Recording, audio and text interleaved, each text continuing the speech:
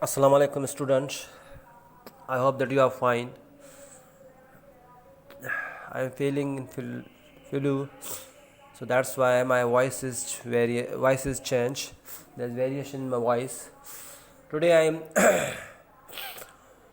here to solve another exercise of this book, the new book of English for class 9. I have solved all exercise of chapter 1 or unit 1.1. I have solved all 8 exercise of unit 1.1 and all other exercises, and I was on exercise of unit 2 Shah Abdul Latif Bhatai. I have solved all exercise of this unit 1 2.1 and also solved unit 2.2 all exercises and unit 2.3 using of modals and suffixes. Today I will solve or I will teach you the narrative essay and summary writing, how to write a summary and how to write a narrative essay. Okay, so these 2.4 exercise we will solve today, page number 40. So come to our point. Oh, this is the page number 40 and this is narrative essays. So narrative ऐसे जो है, मैं आज तबीयत सही नहीं है इसलिए जल्दी जल्दी आप लोगों को समझा रहा हूँ, ठीक है। सो प्लीज़ मेरे चैनल को सब्सक्राइब करें और कमेंट्स भी दें और मेरे वीडियोस को लाइक भी करें अगर आप लोगों को पसंद आए तो। नहीं आए तो फिर ज़बरदस्ती नहीं है। नेरेटिव ऐसे मतलब कोई पुराना वाक़या जो आपके साथ हुआ हो या आपने पुरानी कोई काम किया हो, कोई भी कहीं पे आप गए हो या कहीं पे आपने चीज़ देखी हो, एक्सीडेंट देखा हो, कुछ और चीज़ देखी हो, वो बयान करना, पुराना वाक़या बयान करना, ठीक है। टेल बयान करना, वे स्टोरी भी इसको कहते हैं। सिंपल वर्ड्स आप स्टोरी भी कह सकते हैं। आपके साथ जो गुज़रा है माजी में, पास्ट में, वो स्टोरी बयान करें आप, ठीक है, उसको बोलते हैं नैरेटिव ऐसे। देखते हैं क्या है, आ जाए। नैरेटिव ऐसे, ये दिस वन, नैरेटिव ऐसे focused on telling a story. Narrative ऐसे फोकस्ड रखता है मतलब स्टोरी बताने में, आप स्टोरी बताते हैं, ऐसे समझे। इट इंक्लूड्स इम्पॉर्टेंट डिटेल्स जो आपके साथ मतलब पास्ट में होती हैं, वो अबाउट द इंसिडेंट, जो आपका वाक़या होता है, उनकी मेन पॉइंट्स बतानी होती हैं आपको, उनको फिर डिटेल बता, उनको फिर आप लोग लेंदी करते हैं वगैरह वगैरह। जितने मतलब फॉर एग्जांपल 9th क्लास का ऐसे है तो मैक्सिमम 120 वर्ड्स होने चाहिए, तो 4 पैराग्राफ काफ़ी है। अगर आप लोग फर्दर किसी कंपटीशन के लिए से लिखेंगे नैरेटिव तो ज़्यादा होना चाहिए, जैसे कि CSS के लिए 2500 या 200 वर्ड्स मांगते हैं वो लोग, ठीक है। सो स्टोरी बयान करनी है, उनकी मेन वाक़या जो होता है उनकी ऑल डिटेल्स आप लोगों को लिखनी है। वे राइटिंग अ नैरेटिव ऐसे, जब आप नैरेटिव ऐसे लिखते हैं, इंक्लूड डिटेल्स अबाउट, जो नीचे वाली डिटेल्स बताई गई, हालांकि कि भाई कौन कौन सी मतलब डिटेल बताई गई हैं। कोई वाक़या हो रहा है आपके साथ, कोई ऐसी बात हो रही है आपके साथ पास्ट में, कौन कौन सी चीज़ें आपको बयान करनी चाहिए। फिर when and where the incident took place, कब और कहाँ पे वो इवेंट्स हुआ था। जैसे कि हम स्कूल एक्सीडेंट को ड्रेडफुल एक्सीडेंट बयान करते हैं। So when I was coming to the school I saw a huge crowd. I saw a car was going, and in front of that motorbike was also there. So both collided with one another at this place, ठीक है ना, at the main Chowk or any other, ठीक है ना। तो आप where, when कब हुआ, जब आपका टाइम क्या था, मॉर्निंग मतलब जो भी वक्त होता है, या तारीख बताएं कोई भी इफेक्ट्स, एंड और क्यों, वेयर मतलब कहाँ पे हुआ इंसिडेंट जो पास्ट आपका कोई वाक़या होता है। अच्छा, वहाँ पे उस वाक़ये में क्या हुआ, व्हाट हैपेंड, ठीक है। इंक्लूड सिग्निफिकेंट डिटेल्स, जो अहमियत वाली डिटेल्स होती है, जो अहमियत रखती हैं, कुछ मतलब जो को आपकी खुशी का सबब है या गम का सबब है, वो सारी खुशी की मेन आप मतलब आइडियाज़, वो खुशी कैसे मिली, दूसरों को खुशी, माशरे को खुशी कैसे मिली, या फिर वो खुशी कैसे तब्दील हो गई आपकी फैमिली में, माशरे में, या अगर गम है तो गम वहाँ पे आपको कैसे फील हुआ, गम मतलब क्या, कैसे गम की बातें मतलब main. So what is it's significant at the proposal, personal मतलब आप खुद, आपके लिए वो कितनी अहमियत रखती है चीज़, या सोशल माशरे के लिए कितनी अहमियत चीज़ रखती है वो जो पास्ट वाला, या कंट्री लेवल मुल्क के लेवल तक उनको लेकर जाए, ठीक है। Specific to general, specific to general, ठीक है ना। पहले अपने इस जैसे मैंने डिस्क्रिप्टिव में बताया था आप लोगों को, स्पेसिफिक टू जनरल, पहले आप पर्सनली चीज़ों को लें फिर बाद में जनरल व्यू में ले लें, हर चीज़ में यही होता है। Here are some tips that can help you write a good narrative essay। यहाँ पे कुछ टिप्स बताई गई हैं, उनसे आप बेहतरीन एक नैरेटिव ऐसे लिख सकते हैं। अच्छा, कौन सी टिप्स हैं देखें।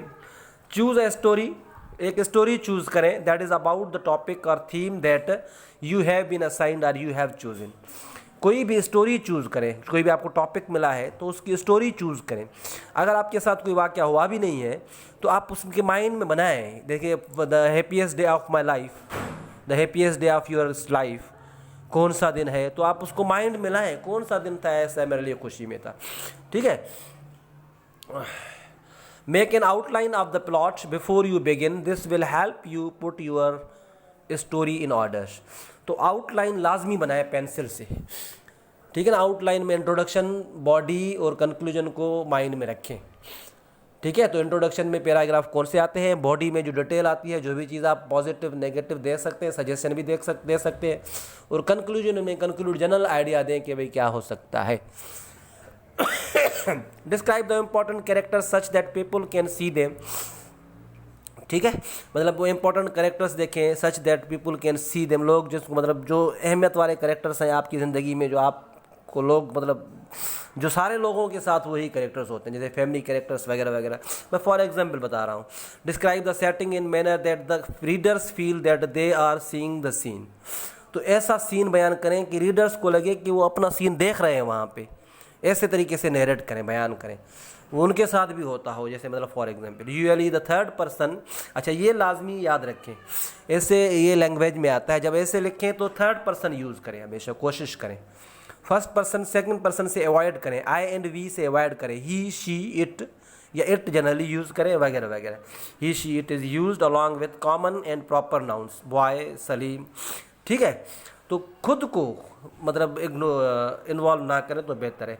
ऐसे जो नैरेटिव ऐसे लिखने के लिए मैं एक और बात बता दूं आप लोगों को कि भाई हमेशा पास्ट टेंस में लिखें और पैसिव वॉइस में लिखें और इनडायरेक्ट नरेशन में लिखें, ये चीज़ें थोड़ा ख्याल रखा करें, ठीक है। ये ऐसे में अच्छी बात होती है कि आप लोग कैसे लिखें। Make sure your theme is clearly listed in the story. आप ये यकीन करें कि जो आप जो थीम चुना है, जो आपका टॉपिक है, वो हर एंगल से बयान मतलब मुकम्मल बयान है। आपको ऐसा लगे कि रीडर जो पढ़ेंगे, रीडर के माइंड में मतलब मुकम्मल आइडिया आ जाएगा, रीडर के माइंड में कोई क्वेश्चन नहीं होगा। कोई कोशिश करें कि कोई क्वेश्चन ना छोड़ें, रीडर्स को पढ़ें कि रीडर्स क्या पढ़ना चाहते हैं, ठीक है। ये क्रिएटिव माइंड्स जो होते हैं उनको पता चल जाता है। In narrative essays, this one, in narrative essays it is important to keep the readers interest and attention. मैंने वो जो बात कही वही बात दोबारा दोहराई गई। रीडर्स की इंटेंशन देखें, रीडर्स का इंटरेस्ट देखें नैरेटिव एसेज में। आप मतलब आपके साथ वाक़या है, उस वाक़े को किस तरह से बयान करें जो रीडर को अट्रैक्ट करे। अच्छा, ये one, the readers also, so your narrative essays should leave the reader with something to think about. वही अट्रैक्ट हो, कुछ सोचे रीडर्स कि अच्छा अब क्या हुआ होगा, अच्छा ऐसा हुआ होगा, अच्छा तो एक्सीडेंट हुआ था, अच्छा तो उनके साथ क्या हुआ। मतलब ये आप लोग रीडर्स के माइंड को पढ़ के रीडर्स के मुताबिक कैसे लिखा करें तो बेहतर है, ठीक है। अच्छा, ये एक नैरेटिव ऐसे बयान किया गया, एक स्टोरी बयान की गई है, ठीक है। ये एग्जाम्पल के तौर पे बयान की गई है। देखिए ना, ये पास्ट टेंस में होगी और इसमें मतलब पर्सनल इम्पर्सनल होगा, खुद जो राइटर है मतलब जो लिख रहा है वगैरह वगैरह, ठीक है ना, वो खुद को शामिल नहीं करेगा। और बहुत अच्छे तरीके से इन्होंने स्टोरी बयान की है। स्टोरी कोई बयान करने का अच्छे तरीके से बयान करने के लिए मतलब वो ही ऐसे बोलते होता है, उनकी टेक्निक्स होती हैं वगैरह वगैरह। अच्छा, Tanveer and Junaid were twin brothers, वो मतलब भाई थे दोनों, मतलब जाड़े जिसको बोलते हैं, जुड़वा भाई थे, sorry. They both looked exactly alike but in personality they were quite different in nature। वो दोनों बिल्कुल एक जैसे नज़र आते थे लेकिन पर्सनालिटी में वो फितरत में वो एक दूसरे से मुख्तलिफ थे। Junaid always thought carefully before doing anything while Tanveer did things without thinking। Junaid हमेशा कोई भी चीज़ करने से पहले सोचता था, तनवीर नहीं सोचता, तनवीर ऐसे ही कर लेता था। Their father thought a plan to make Tanveer realise that he should think before doing things. उनके फादर ने एक प्लान सोचा कि भाई तनवीर को समझाने के लिए कि पहले सोचे, उनको मैं कुछ मतलब समझाने के लिए कुछ उन्होंने प्लान एक मंसूबा जोड़ा उन्होंने, ठीक है, एक तरकीब सोची।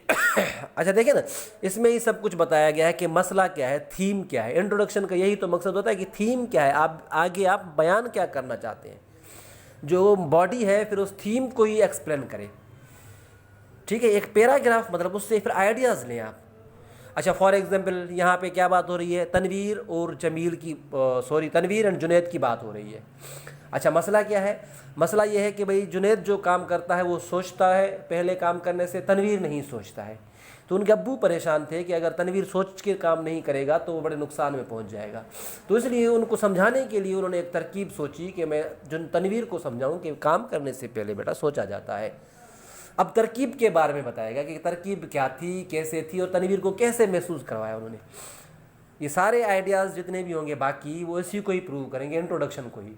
यही तो ऐसे की मतलब मेन क्वालिटी होती है कि इंट्रोडक्शन में आप ऐसी चीज़ें दें, 2-3 आइडियाज़ ऐसे बयान कर जाए ताकि जितने भी बाकी पैराग्राफ हो उस आइडियाज़ को प्रूव करें।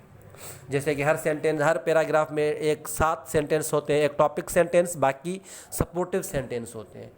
तो ऐसे ही मतलब हर ऐसे में 3-4 पैराग्राफ होते हैं। पहला पैराग्राफ जो होता है टॉपिक पैराग्राफ, बाकी जितने पैराग्राफ होते हैं सपोर्टिव पैराग्राफ्स होते हैं, उस इंट्रोडक्टरी पैराग्राफ को सपोर्ट करते हैं। जैसे कि इसमें सपोर्ट कर रहा है। वन डे, अच्छा बता रहा है, एक दिन he called the 2 brothers and told them that he had saved enough money to buy one of them a bicycle. अब ये टॉपिक सेंटेंस है। एक दिन उन्होंने दोनों भाइयों को बुलाया और उन्होंने कहा कि मेरे पास कुछ पैसे कलेक्ट किए थे और उनसे मैंने बाइसाइकिल ली थी। अभी बाइसाइकिल की इंपॉर्टेंस है यहाँ पे। Since he had money only for 1 bicycle he had decided to set up a competition.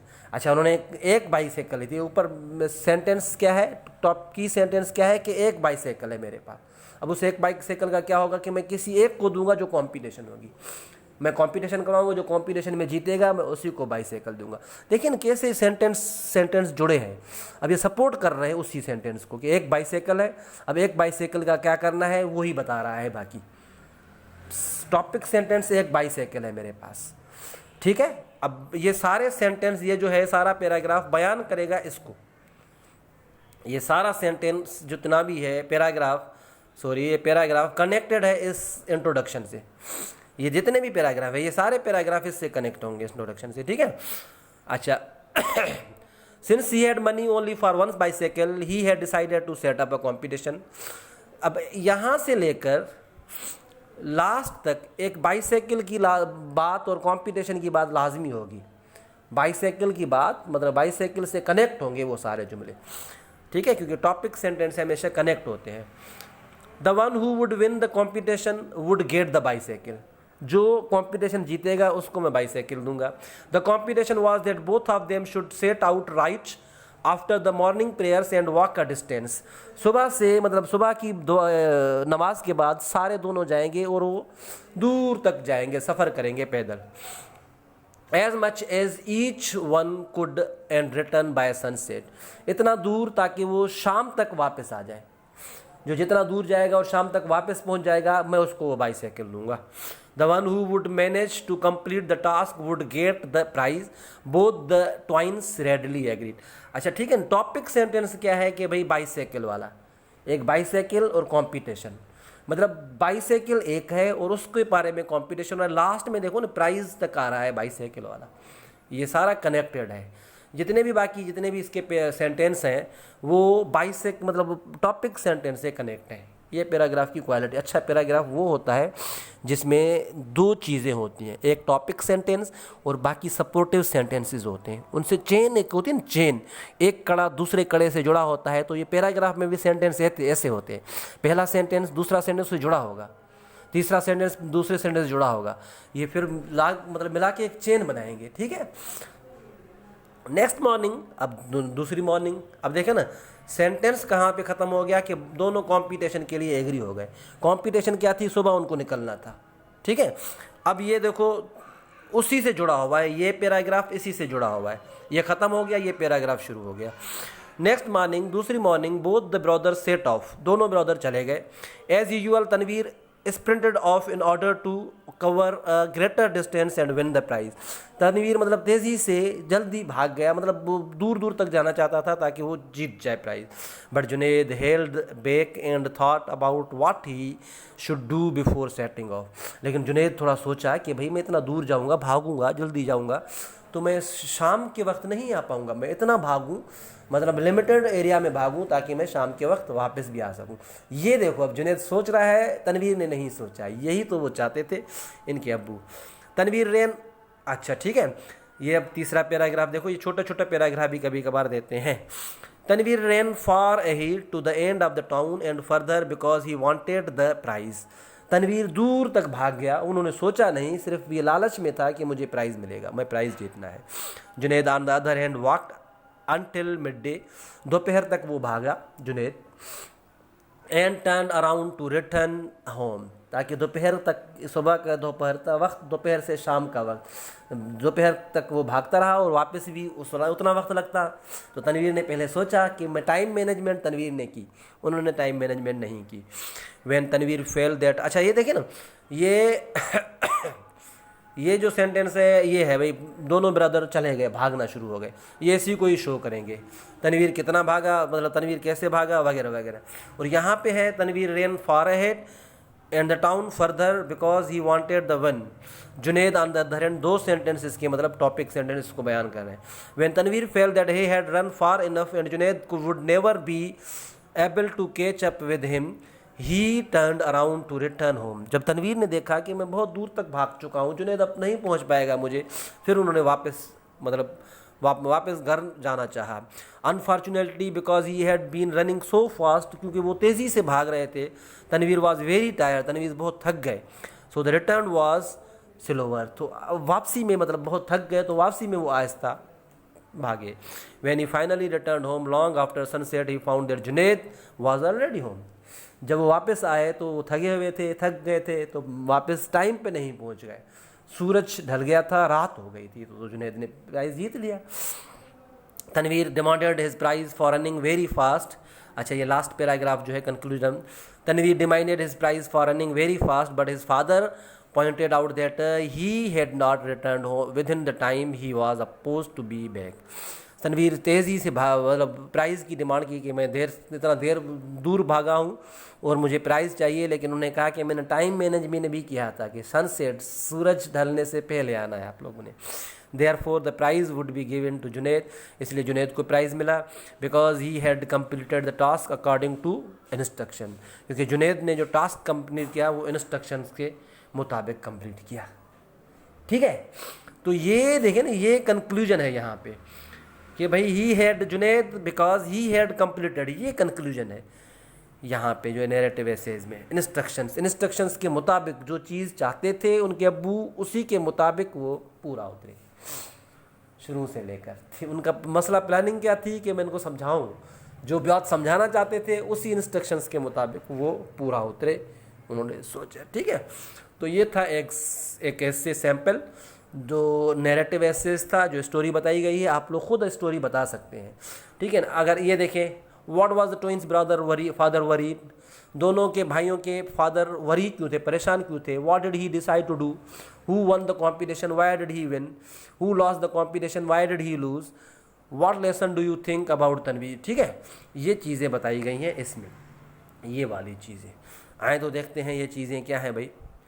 ठीक है, ये देखें, मैं आप लोगों को बताता हूँ, मैंने ये बनाया है मैंने इनके आंसर्स के। Why was Tanveer twins father worried, twins father was worried because his one son Tanveer did things without thinking. Twins के जो दोनों जुड़वा भाइयों के अब्बू जो थे वो परेशान थे क्योंकि उनका एक बेटा तनवीर जो चीज़ें करता था सोचने के बिना करता था।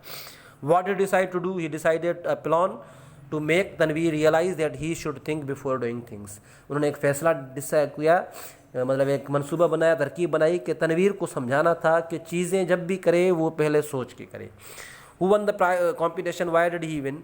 किसने जीता? Tanveer won the competition because he thought before to run away so far. क्योंकि तनवीर ने सोचा दूर भागने से पहले। Who lost the competition, why did he lose, कौन कॉम्पिटिशन हार गया और क्यों। Junaid lost the competition because he did not think before he ran so fast. Junaid competition हार गया क्योंकि जुनैद ने सोचा नहीं था भागने से पहले। ठीक है। What lesson do you think Tanveer learn, Tanveer learn the lesson of doing things before deep thinking. Tanveer ने लेसन समझ लिया कि भाई मुझे चीज़ें करनी चाहिए गहरी सोचने से पहले। देखो 3-4 आइडियाज़ थे। पहला आइडिया क्या था इंट्रोडक्शन में, भाई उनके 2 बेटे थे और वो स्टोरी देखो कैसे बताई जा रही है कि 4-5 पैराग्राफ में। तो आप 2 आइडियाज़ को 3 आइडियाज़ लें और उनको ही एक्सप्लेन करें, पैराग्राफ में डिस्ट्रीब्यूट करें। ठीक है। तो यही होता है वे ऐसे लिखने का। आप अपने माइंड में एक ब्रेन स्टॉर्मिंग भी कर सकते हैं। आजकल ब्रेन स्टॉर्मिंग वाला माहौल बहुत बड़ा है, मतलब चल रहा है। लेकिन आउटलाइन वाला जो मेथड है ऐसे लिखने का, वो बेहतरीन मेथड है। आप इंट्रोडक्शन, बॉडी एंड कंक्लूजन में ऐसे को डिवाइड करें। तो समझ लें कि ये एसेज जो हैं ये स्टोरी पे फोकस करते हैं। Imagine that you are Tanveer teacher. आप तस्वर करें कि आप तनवीर के टीचर हैं। You wanted him to win but he was not successful. आप इनको मतलब जीतना चाहते हैं कि लेकिन वो जीते नहीं। What do you think he should do not to do. क्या सोचते हैं कि उनको क्या करना चाहिए, क्या नहीं करना चाहिए। राइट अ नैरेटिव ऐसे keeping the following points in mind.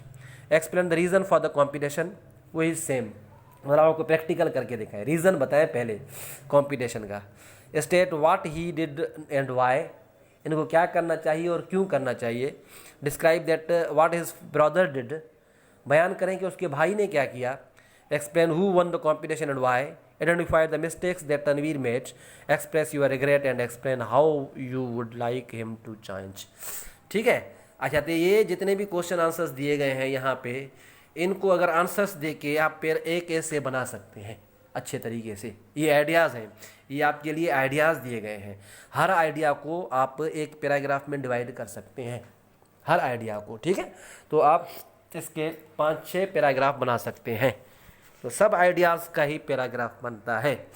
ठीक है। तो ये तरीका बताया गया है ऐसे लिखने का कि आप ग्रुप सिस्टम बनाएं स्टूडेंट्स का, और ये तरीका बताएं ब्रेन स्टॉर्म ये होता है कि यहाँ पे कोई ब्रेन बनाओ, यहाँ पे आइडियाज़ लिखो। भाई इस ब्रेन में आइडियाज़ कौन कौन से हैं, फिर वो सिलेक्ट करो। इंट्रोडक्शन में कौन ऐसा आएगा, बॉडी में कौन सा आएगा, कंक्लूजन में कौन सा आएगा, सजेशन में कौन सा आएगा, फिर सिलेक्ट करके आप लोग लिखो। इसको कहते हैं ब्रेन स्टॉर्म। आउटलाइन में आप लोग कभी थोड़ी गलती कर सकते हैं, लेकिन जब ब्रेन स्टॉर्म करेंगे ना तो आइडियाज़ बनाएंगे ना आइडियाज़, तो आपको पता चल जाएगा कौन सी चीज़ कहाँ पे आएगी। ठीक है। तो ये बातें जो है आप सही तरीके से कर सकते हैं। ठीक है। अच्छा, select a topic for the essay based on the story selected. Decide why you want to tell that story. Story वाला सिलेक्ट करो, कोई टॉपिक क्यों बताना चाहते हो। Select the points ideas that you want to include. कौन से ideas आप सिलेक्ट करना मतलब बयान करना चाहते हो। थिंकिंग करना बेहतर है, कुछ भी चीज़ करने से पहले सोचें बेहतर है। Prepare an outline of the story, outline बनाए। ठीक है ना, ब्रेन स्टॉर्मिंग करें फिर आउटलाइन बनाए। तो ये तरीके थे ऐसे लिखने के, और लास्ट में कंक्लूड भी करें। Write introductory paragraph, giving the background and purpose, narrate the incident, relate the incident to the purpose, write the concluding paragraph. ठीक है ना। एडिट, लास्ट में एडिटिंग लाजमी है, आप अपने आइडियाज़ की एडिटिंग करें। ठीक है ना। ये तरीके बताए गए हैं। तो ये ऐसे लिखने के तरीके थे, नैरेटिव ऐसे लिखने के। अच्छा, सिलेक्टेड ऐसे टॉपिक्स जो है नैरेटेड, आप लोग इससे अंदाज़ा लगे। The happiest day of my life, ये ऐसे है, नैरेटिव ऐसे है। अ ड्रीडफुल एक्सीडेंट, ये नैरेट करें, आप बयान करें उसको। और the first day at my school, ये भी नैरेटिव ऐसे है। माई चाइल्डहुड मेमोरी, ये भी नैरेटिव ऐसे है। तो ये सारे नैरेटिव एसेज जो हैं वो आप टॉपिक मैंने आपको बताए हैं ये वाले। ठीक है। तो ये हमने एक्सरसाइज जो की है यूनिट 2.4, ये एक्सरसाइज थी रीडिंग एक्सरसाइज, नैरेटिव ऐसे जिसमें समझाया गया 2.4 एक्सरसाइज। अच्छा, 2.4 में एक और चीज़ भी बताई गई है, समरी भी बताई गई है। ठीक है ना। याद रखें कि भाई जो पैसेज की होती है, एक छोटे से पैसेज की जो पैसेज होते हैं उसकी समरी होती है, और पोएम की पैराफ्राइजिंग होती है। शॉर्ट नोट जो होता है किसी शख्सियत पे लिखा जाता है। ठीक है।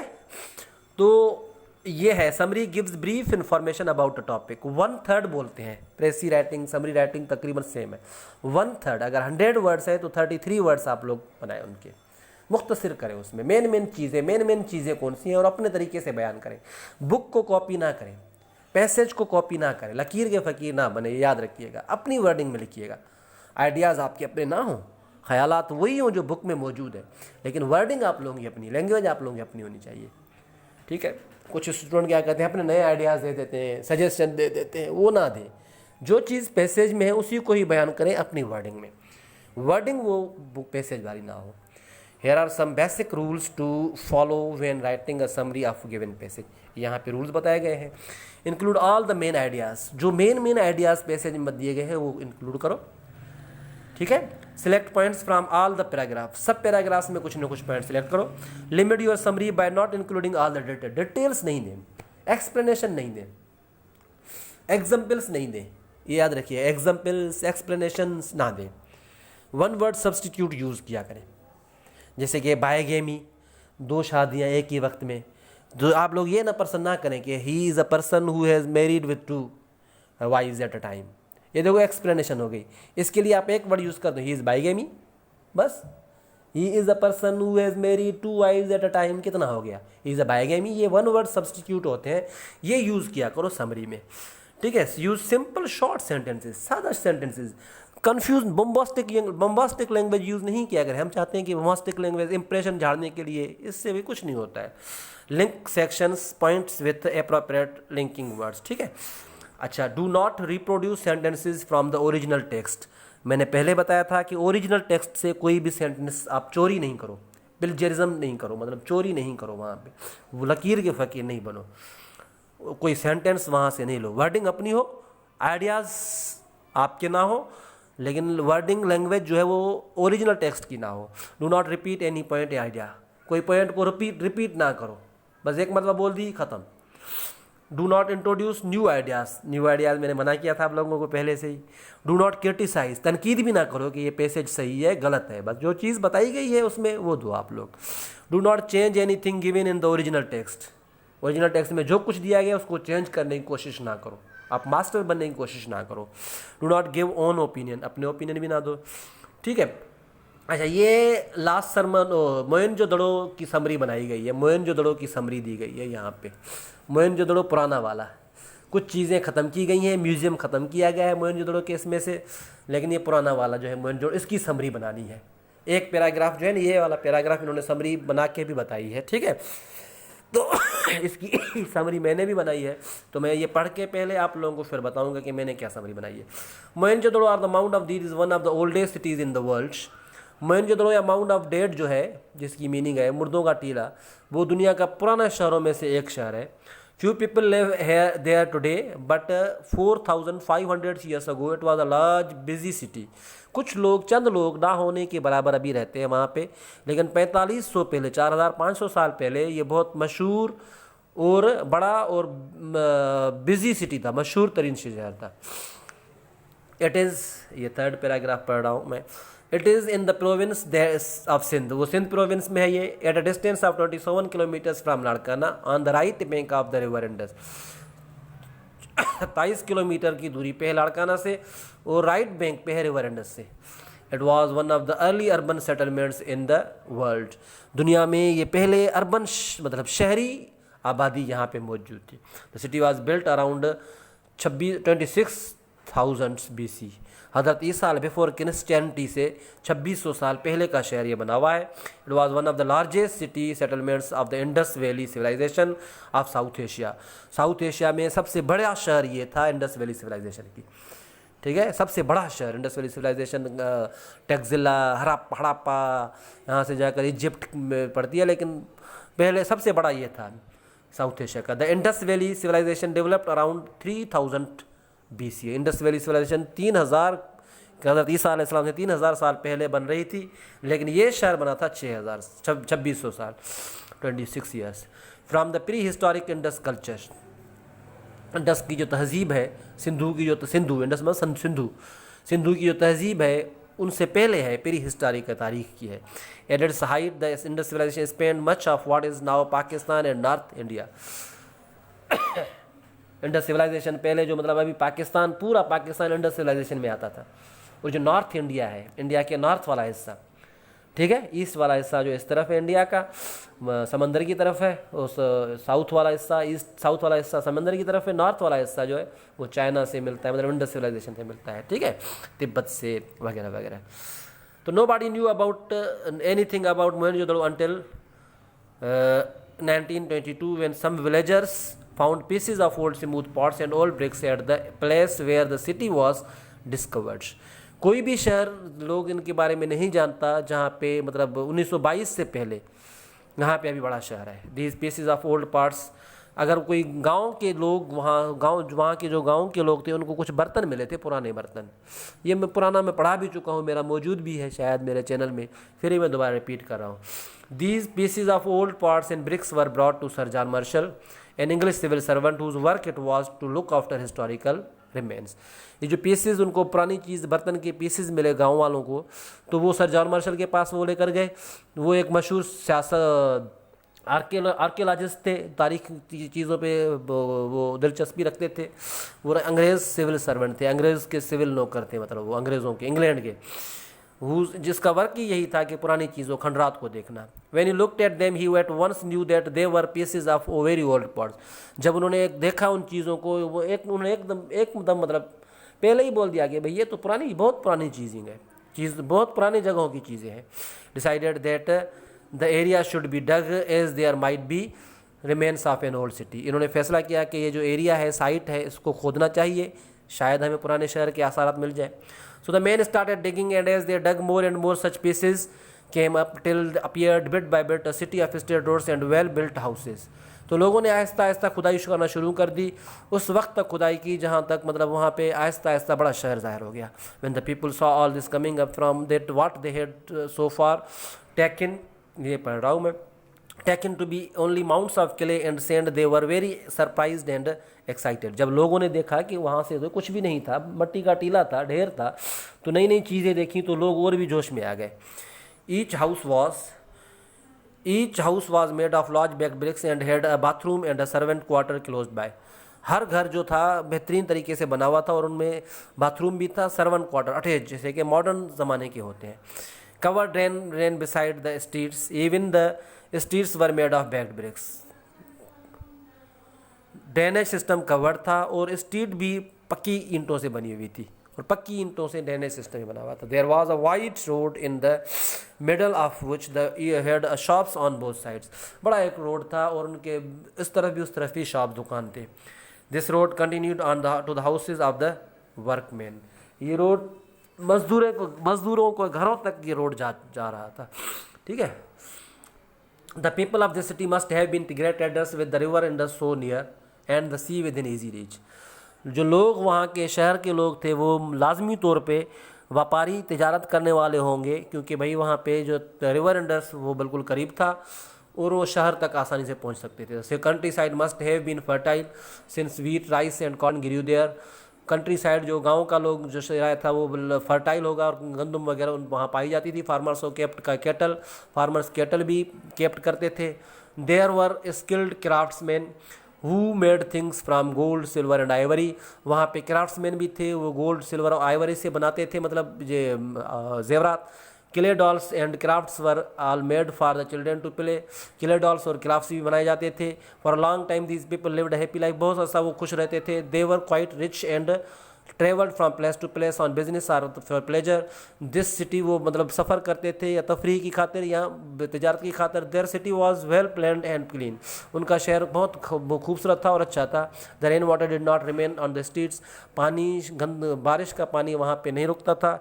We do not know what happened to them, इधर they were raided from the north और सम ग्रेट अर्थक्वेक डिस्ट्रॉयड। उनके बारे में नहीं जानते क्या हुआ था, या तो नॉर्थ वालों ने उनको हमला किया था या कि अल्लाह ताला की तरफ से आफत आई थी, जलजला आया था, तबाह हो गए थे, ठीक है। तो इन्होंने पहला पैराग्राफ जो है उसकी समरी बना के बताई है इन्होंने। मोहनजोदड़ो इन सिंध वाज, मैंने जो समरी बनाई है इसमें मैंने ये भी पहला पैराग्राफ लिखा है, मैं आपको बता रहा हूँ समरी। देखो मेन डिटेल्स मैंने दी है और इतनी बड़ी भी समरी नहीं बनाई है। देखिए, Mohenjodaro in Sindh was one of the old largest cities of the Indus valley civilization. Mohenjodaro जो सिंध में है वो बड़ा पुराना शहर है इंडस वैली सिविलाइजेशन का। The civilization developed around 3000 BC in areas there today from Pakistan and North India. ये 3000 साल पहले की सिविलाइजेशन है जो अभी पाकिस्तान और नॉर्थ इंडिया में है। पाकिस्तान पूरा और north India. Mohenjodaro, one of the oldest cities in the world, was built around 26,000 BC। हज़रत ईसा अलैहिस्सलाम से 2600 साल पहले, या क्रिश्चियनिटी से, ईसाइत से 2600 साल पहले का शहर है ये। नोबॉडी, अच्छा यहाँ से मैंने खुद बनाया है, यहाँ से, ठीक है। नोबॉडी न्यू, ये पैराग्राफ जो है पहले का बनाया हुआ है, ठीक है। Nobody new till 1922 about city, कोई भी इस शहर के बारे में, अबाउट द सिटी सॉरी, कोई भी शख्स इस शहर के बारे में नहीं जानता था 1922 से पहले। One some villagers found some old pieces of old pots and brought these to an English archaeologist। अब आर्कियोलॉजिस्ट मैंने यूज़ कर लिया बस सर जॉन मार्शल के लिए, ठीक है। ये वन वर्ड सब्स्टिट्यूट है। जब उन्होंने कुछ पुराने बर्तन आर्कियोलॉजिस्ट जॉन मार्शल के पास लेकर आए, आफ्टर डिगिंग द साइट, खुदाई करने के बाद, site there appeared an uncovered city of state roads, large houses and covered drains made of large back bricks, ठीक है ना। देखिए मैंने आइडियाज़ को कैसे मिक्स किया है। The people were more civilized, the city side people must have been traders, while the countryside farmers who grew rice, wheat and cotton। ज़्यादा मैंने डिटेल दी भी नहीं है, मेन आइडियाज़ मैंने बस अपनी वर्डिंग में दिए हैं। The craftsman were also there who worked on ivory, gold and silver. Nobody know, अब नहीं हुआ बस लास्ट में, nobody know what happened to the civilized citizens, but it is assumed that it was, इधर अज्यूम मतलब ख्याल किया जाता है, रेडिड फ्रॉम नॉर्थ और अर्थ क्विक डिस्ट्रॉयड इट। देखो कितनी सिंपल तरीके से मैंने समरी बनाई है। आप लोग भी अपनी मेहनत से ये समरी बना सकते हैं बिल्कुल आसान तरीके से। तो आपको चाहिए कि डिटेल में नहीं जाएं, मेन पॉइंट्स आप लोग कवर करें और इंशाल्लाह आप लोग अच्छी समरी बना पाएंगे।